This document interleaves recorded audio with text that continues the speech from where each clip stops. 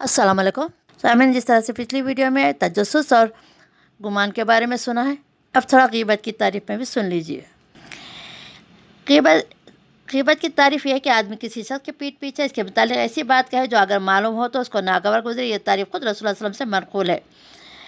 हज़रत अबू हुरैरा की रिवायत है कि जिसे मुस्लिम, अबू दाऊद और तिर्मिज़ी, निसाई दूसरे मुहद्दिस से नकल किया कि इसमें हुज़ूर ने गीबत की तारीफ बयान फरमाई। गीबत यह है कि तू अपने भाई का जिक्र इस तरह करे जो इसे नागवार हो। आज के आगे अगर मेरे भाई में वो बात पाई जाती हो जो जो कुछ मैं कह रहा हूँ, तो इस सूरत में आपका क्या ख्याल है? फरमाया अगर वो इस बात पे अगर इसमें वो बात पाई जाती हो तो तूने इसकी गीबत की, अगर इसमें वो मौजूद न हो तो तूने उस पर बहतान लगाया है। अल्लाह हमको तमाम को इससे महफूज रखे, आमीन या रब्बिल आलमीन। एक दूसरी रिवायत में इमाम मालिक ने मोता में हज़रत मुतल्लिब बिन अब्दुल्लाह से नकल की कि इसकी अल्फाज ये हैं। एक शख्स ने रसूलुल्लाह सल्लल्लाहु अलैहि वसल्लम से पूछा गीबत क्या है? आपने फरमाया कि तू किसी शख्स इस तरह करे वो सुने तो इसे नागवार हो। उसने अर्ज़ किया, या रसूलल्लाह अगरचे मेरी बात हक़ हो। आपने जवाब दिया, अगर तेरी बात बातिल हो तो यही चीज़ फिर बहतान है। सामईन, निशादात से मालूम किसी शख्स के खिलाफ इसके पीछे झूठा इल्ज़ाम लगाना बहतान है। इसके वाक़ई ऐब बयान करना गीबत है। यह फ़ैल ख़ास सरी अल्फाज में किया जाए या इशारा किनाया में, पहले सूरत हराम है। इस तरह ये फ़ैल खा आदमी की ज़िंदगी में कहा जाए या इसके मरने के बाद, दोनों सूरतों में इसकी हुर्मत यकसा है। अबू दाऊद की रिवायत की कि माज बिन मालिक असलमी की जब ज़िना के जुर्म में रजम की सज़ा दी गई तो नबी सल्लल्लाहु अलैहि वसल्लम ने राह चलते एक साहब को अपने दूसरे साथी से कहते सुन लिया कि इस शख्स को देखो, अल्लाह ने इसका पर्दा ढाक दिया था मगर इसके नफ्स ने इसका पीछा ना छोड़ा जब तक कि कुत्ते की मौत ना मार दिया गया। एक कुछ दूर आगे जाकर रास्ते में गधे की लाश सड़ती हुई नजर आई। हुजूर रुक गए और इन दोनों असहाब को बुलाकर फरमाया, उतरे इस गधे की लाश तनाफुल फरमाइए। इन दोनों ने अर्ज़ किया, या रसूलुल्लाह सल्लल्लाहु अलैहि वसल्लम, इसे कौन खाएगा? फरमाया, अभी अभी आप लोग अपने भाई की इज्जत पे जो हुर्फ ज़नी कर रहे थे वो इस गधे की लाश खाने से भी ज़्यादा बुरी थी। इसी हुर्मत से मुस्तस्ना सिर्फ दो सूरत है जिनमें किसी शख्स के पीठ पीछे या उसके मरने के बाद इसकी बुराई बयान करने की कोई ऐसी ज़रूरत लायक हो जो शरीयत की निगाह में एक सही ज़रूरत हो।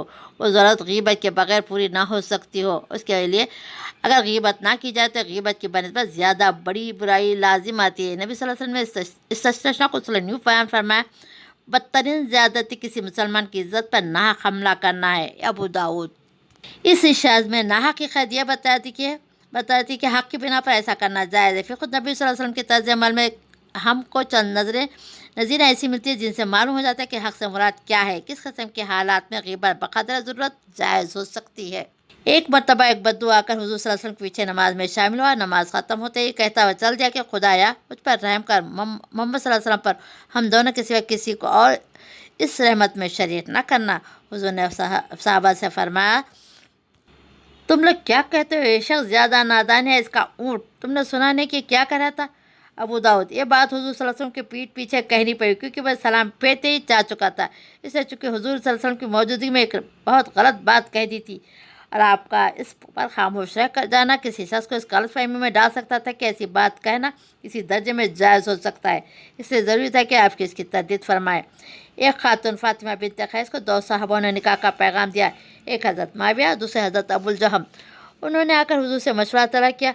आपने फरमाया, माविया मुफलिस हैं और अबुल जहम बीवियों को बहुत मारते पीटते हैं। बुखारी और मुस्लिम।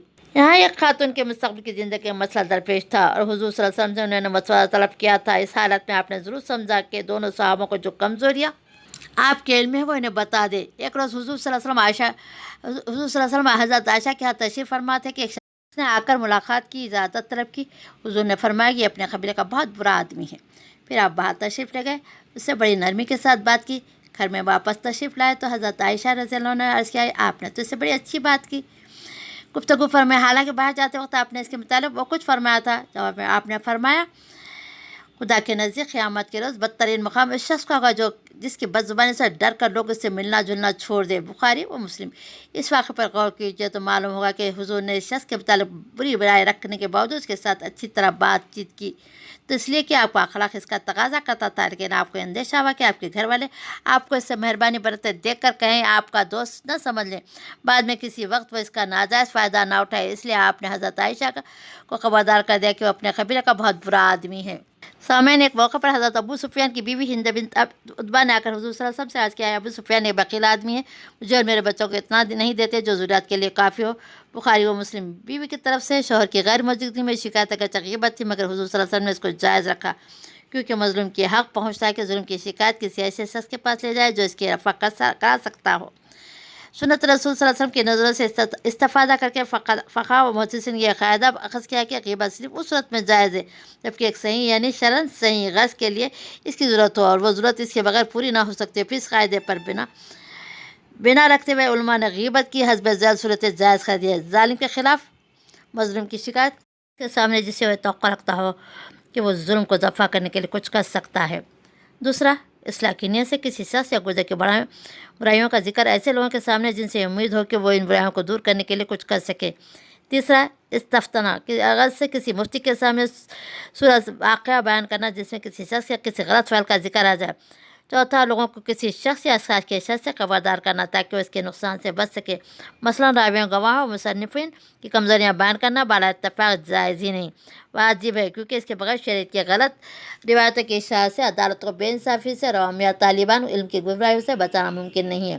مثلاً کوئی شخص کسی سے شادی بیاہ کا رشتہ کرنا چاہتا ہو یا کسی کے پڑوس میں مکان لینا چاہتا ہے، کسی سے شرکت کا معاملہ کرنا چاہتا ہے، کسی کو اپنی ضمانت سونپنا چاہتا ہو، آپ سے مشورہ لے تو آپ کے لیے واجب ہے کہ اس کا عیب و ثواب اسے بتا دے تاکہ ناواقفیت میں وہ دھوکہ نہ کھائے۔ ایسے لوگوں کے خلاف علن اعلان آواز بلند کرنا، ان کے برائیوں پر تنقید کرنا جو فسق فجور پھیلا رہے ہو یا بدعات اور گمراہیوں کی اشاعت کر رہے ہو یا خلق خدا کو بے دینی اور ظلم و جور فتنوں میں مبتلا کر رہے ہو۔ چھٹا، جو لوگ کسی برے لقب سے اس قدر مشہور ہو چکے کہ اس لقب کے سوا کسی اور لقب سے پہچانے نہ جا سکتے، اس کے لیے خیر استعمال کرنا بغیر تعریف نہ کہ بغیر تدخیص۔ ان مستثنیٰ صورتیں کسی ماں سوا پیٹھ پیچھے کسی کی بدگمانی کرنا مطلقاً حرام ہے۔ یہ بدگوئی اگر سچی ہو تو غیبت ہے، جھوٹی ہو تو بہتان ہے اور دو آدمیوں کی لڑائی کے لیے ہو تو چغلی ہے۔ شریعت ان تینوں چیزوں کو حرام کرتی ہے۔ اسلامی معاشرے میں ہر مسلمان پر یہ لازم ہے کہ اس کے سامنے کسی شخص پر جھوٹی تہمت لگائی جا رہی ہو تو وہ اس کو خاموشی سے نہ سنے بلکہ اس کی تردید کرے۔ اگر کسی جائز شرعی ضرورت کے بغیر کسی کے واقعی برائیاں بیان کی جا رہی ہو تو اس فعل سے مرتکبین کے خدا سے ڈرانے اور اس کے گناہ سے باز رہنے کی تلقین کرے۔ نبی صلی اللہ علیہ وسلم کا ارشاد ہے کہ اگر کوئی شخص کسی مسلمان کی حمایت ایسے موقع پر نہیں کرتا جہاں اس کی تذلیل کی جا رہی ہو، اس کی عزت پر حملہ کیا جا رہا ہے، تو اللہ تعالیٰ بھی اس کی حمایت ایسے موقع پر نہیں کرتا جہاں وہ اللہ کی مدد کا خواہاں ہو۔ اگر کوئی شخص کسی مسلمان کی حمایت ایسے موقع پر کرتا ہے جہاں اس کی عزت پر حملہ کیا جا رہا ہو اور اس کی تذلیل توہین کی جا رہی ہے، تو اللہ تعالیٰ عز و جل کی مدد سے اس ایسے موقع پر کرتا ہے کہ جہاں وہ چاہتا ہے کہ اللہ اس کی مدد کرے۔ حدیث ابو داؤد۔ رہا غیبت کرنے والا تو جس وقت بھی اسے احساس ہو جائے کہ اس گناہ کا ارتکاب کر رہا ہے یا کر چکا ہے تو اس کا پہلا فرض ہے کہ اللہ سے توبہ کرے، اس حرام فعل سے رک جائے۔ اس کے بعد دوسرا فرض اس پر یہ ہے حتی الامکان اس کی تلافی کرے گا۔ اگر اس نے کسی مرے ہوئے آدمی کی غیبت کی ہو تو اس کے حق میں کثرت سے دعائے مغفرت کرے گا۔ کسی زندہ آدمی کی غیبت کی ہو اور خلاف واقعہ بھی ہو تو اس کے ان لوگوں کے سامنے اس کی تردید کرے جن کے سامنے وہ پہلے بہتان تراشی کر چکا ہے۔ اگر سچ سے غیبت کی ہو تو آئندہ پھر کبھی اس کی برائی نہ کرے۔ اس شخص سے معافی مانگے جس کی اس سے برائی کی تھی۔ علماء کا گزا کہتے ہیں کہ معافی صرف اس صورت میں مانگنی چاہیے جبکہ اس شخص کو اس کا علم ہو چکا ہو، ورنہ صرف توبہ پر اکتفا کرنا چاہیے، کیونکہ اگر وہ شخص بے خبر ہو اور غیبت کرنے والا معافی مانگنے کے خاطر اسے جا کر یہ بتائے کہ میں نے تیری غیبت کی تھی تو یہ چیز اس کے لیے اذیت کے موجب ہوگی۔ اس فقرے میں اللہ تعالیٰ نے غیبت کو مرے ہوئے بھائی کا گوشت کھانے سے تجویز دے کر اس فعل کی انتہائی گناہانہ ہونے کا تصور دلایا۔ مردار کا گوشت کھانا بجائے خود نفرت کے قابل ہے، کہا کہ وہ گوشت بھی کسی جانور کا نہیں بلکہ انسان کا ہو، انسان بھی کوئی اور نہیں، خود اپنے بھائی ہو۔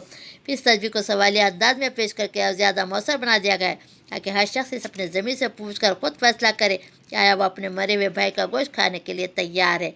اگر نہیں ہے، اس کی فطرت اس چیز سے گھن کھاتی، تاخیر کیسے پسند کر سکتے ایک مومن بھائی کی غیر موجودگی میں اس کی عزت پر حملہ کرے جہاں وہ اپنے مدافعت نہیں کر سکتا اور جہاں اس کی خبر تک نہیں ہے، اس کی بے عزتی کی جا رہی ہے۔ اس اشاع سے یہ بات بھی معلوم ہوتی ہے کہ غیبت کے حرام ہونے کی بنیادی وجہ اس شخص کی دل آزاری نہیں ہے جس کی غیبت کی گئی، بلکہ کسی شخص کی غیر موجودگی میں اس کی برائی کرنا بجائے خود حرام ہے، قطع نظر اس سے کہ اس کو اس کا علم ہو یا نہ ہو، اس کے اس فعل سے اذیت پہنچے یا نہ پہنچے۔ ظاہر ہے کہ مرے ہوئے آدمی کا گوشت کھانا اس لیے حرام نہیں کہ مردے کو اس سے تکلیف ہوتی ہے، مردہ بیچارہ تو اس سے بے خبر ہوتا ہے کہ اس کے مرنے کے بعد کوئی اس کی لاش بھی موڑ رہا ہے، مگر یہ فعل بجائے خود ایک نہایت گناہانہ فعل ہے۔ اس طرح جس شخص کی غیبت کی گئی اس کو بھی اگر کسی ذریعے سے اس کی اطلاع نہ پہنچا تو عمر بھر بھی اس بات سے بے خبر رہے گا۔ کہاں کسی شخص نے کب اس کی عزت پر کن لوگوں کے سامنے حملہ کیا تھا، اس کی وجہ سے کس کی نظر میں ذلیل و حقیر ہو کر رہے گا۔ اس بے خبری کی وجہ سے اسے اس غیبت کی سرے سے کوئی اذیت نہ پہنچے گی، مگر اس کی عزت پر بہرحال اس سے حرف آئے گا۔ اس لیے فعل اپنی نعمت مردہ بھائی کا گوشت کھانے سے مختلف نہیں ہے۔ میری آیت سورہ حجرات کی آیت کا ترجمہ کروں گی پھر دوبارہ۔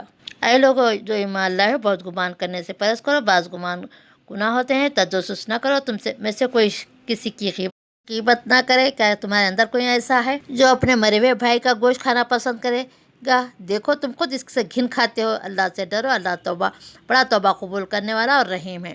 اللہ تعالیٰ سے دعا گو ہوں کہ اللہ ہمارے کو ایسی تمام برائیوں سے محفوظ رکھے، آمین یا رب العالمین۔